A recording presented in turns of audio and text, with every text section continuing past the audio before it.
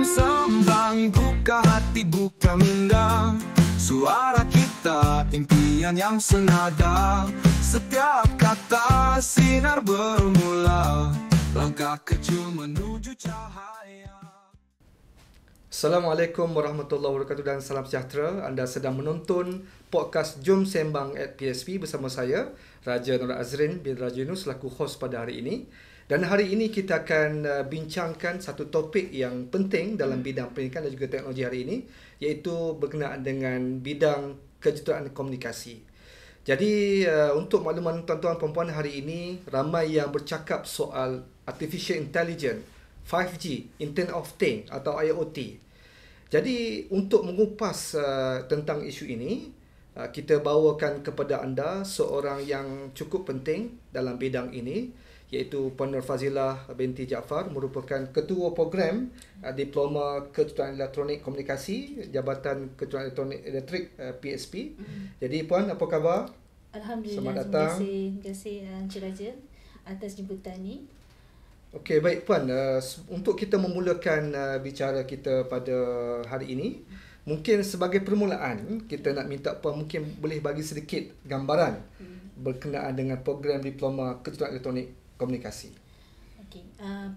Untuk program Diploma Kejuruteraan Elektronik Komunikasi ni, di luar sana bila kita sebut program ni, apa yang terbayang adalah Meskom. Oh, okey. Okay. Tapi sebenarnya tidak sama sekali. Okay? Tak berkaitan langsung. Tak ada kaitan? Tak ada kaitan langsung Meskom dengan Diploma Kejuruteraan Elektronik Komunikasi. Okay, apa yang pelajar didedahkan di sini adalah berkaitan asas elektronik. Okey. Okay, pelajar akan diajar berkaitan asas elektronik. Okay, dan diajar berkaitan dengan wireless, bagaimana satu signal itu dihantar tanpa menggunakan wire. And then juga berkaitan teknologi terkini, kita ada fiber optik. Okay. Di mana syarikat telekomunikasi di luar sana yang berlembu-lembu menawarkan perkhidmatan ni. Contohnya kita ada Unify, kita ada Message Fiber, kita ada Celcom Digi Fiber. And then yang latest adalah Time lah. Okey, maksudnya program bukanlah program komunikasi Meskom Ya, ditawarkan di banyak IPT. Bukan jadi wartawan. Bukan. Oh, okey. Bukan tu. Okey, baik. Okay. Jadi nama pun kejuruteraan elektronik komunikasi. Betul. Maksudnya ada word kejuruteraan kat situ Puan. Okay. Jadi Puan, mungkin ada juga yang tertanya-tanya memandangkan kursus ini ditawarkan di IPT. Jadi ibu bapa mungkin pelajar juga nak tahu yang bakal menyambungkan pengajian ini, mungkin mereka nak tahu juga. Adakah silibus ataupun kurikulum berkenaan dengan program ini adakah sesuai dengan kehendak industri Puan? Bila kita cakap berkaitan relevan ke tak relevan, okay? Program Diploma Kejuruteraan Elektronik Komunikasi ni, dia sangat relevan. Okay? Kita kata sangat memenuhi kehendak industri. Okay? Apa yang kita bangunkan, silibus yang dibangunkan sentiasa ditambah baiklah, agar selaras kita kata dengan teknologi terkini. Macam mana tu Puan? Macam mana pihak Politeknik sendiri memastikan bahawa kurikulum itu sesuai atau selari dengan kehendak industri? Okay, kita memang ada program kerjasama lah, kita kata engagement dengan industri. Okay. Kita ada industri advisor panel di mana mereka ni kita panggil, dipanggil untuk berkongsi apa yang boleh kita tambah baik lagi silibus kita agar selaras. Kita kata selaraslah setiap tahun Puan industri. Maksudnya akan ada orang industri untuk semak kurikulum kita. Betul. Okey, baik, maksudnya memang program yang ditawarkan memang memenuhi kehendak industri lah. Ya. Kalau macam Itulah yang kita harapkan lah. Okey. Satu lagi Puan, mungkin ada di luar sana juga tertanya memandangkan ada perkataan kejuruteraan dekat situ. Mungkin ada yang skeptikal yang memandang bahawa program kejuruteraan ini mungkin hanya sesuai untuk golongan lelaki.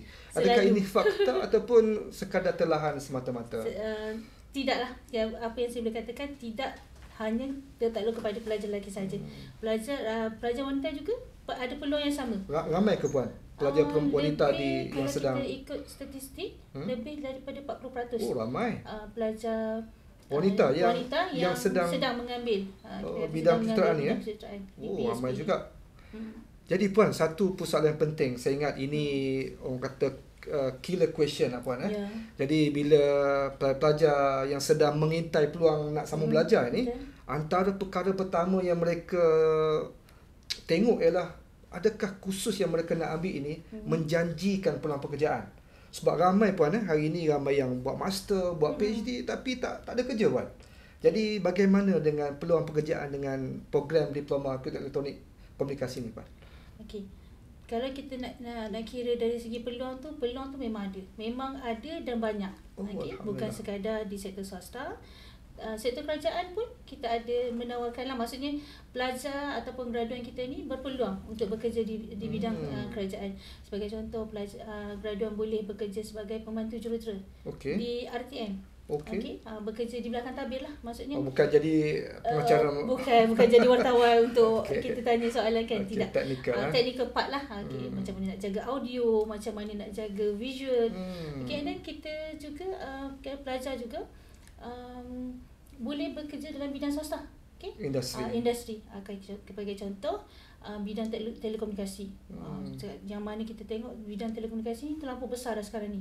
Kita ada banyak syarikat-syarikat gerasi di Malaysia. Kita ada Maxis, kita ada Telkom Digi, kita ada TM.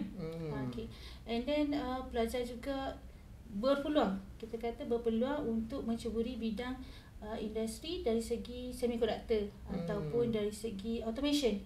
Sebagai contoh, kita ada Infineon di Kulim, kita ada Siltera, kita ada Intel. Itu syarikat-syarikat gergasi. Kalau syarikat kecil pun masih memerlukan kepakaran as a technician lah. Kita kata kita. Satu lagi Puan, mungkin ada tak peluang pelajar ni mungkin set up bisnes sendiri, create peluang pekerjaan? Adakah mereka didedahkan dengan perkara ini ketika mereka menyambung pengajian? Kita kata kalau dia orang ni tak nak terikat, kita kata tak nak terikat lah kerja kerajaan atau kerja swasta, mereka boleh membina bisnes sendiri. Sebagai contoh, boleh menawarkan servis untuk baik pulih lah. Kita kata baik pulih alat elektronik, atau kita kata nak dari segi pemasangan CCTV, atau kalau kita tengok sekarang ni teknologi IoT dah semakin berkembang kan. Cara nak sambung kita automasi dalam rumah apa semua tu kan. Itu memerlukan yang smart home, smart farming. Jadi itu lebih kepada bekerja sendirilah. Sendiri. Bagaimana Puan kalau mereka nak sambung pengajian? Adakah diploma ini membolehkan mereka untuk sambung pengajian di universiti tempatan atau universiti luar negara? Dari segi nak sambung belajar, saya rasa tak ada masalah. Benda ni terbuka. Dan kalau kita tengok program diploma kejuruteraan elektronik komunikasi ni juga diiktiraf, atau kita kata diiktiraf oleh badan yang MQA, seperti MQA, ETAC, yang memang menjagalah kita kata standard kualiti program.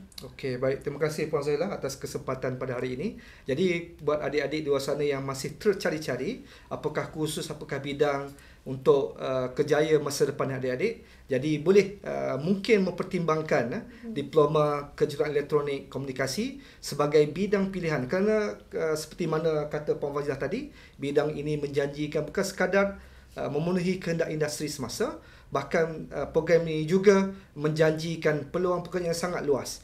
Jadi jangan lupa ikuti siaran kami seterusnya di channel YouTube kami Jom Sembang PSP, dan juga saluran baru iaitu di TikTok. Jadi terima kasih semua. Assalamualaikum warahmatullahi wabarakatuh.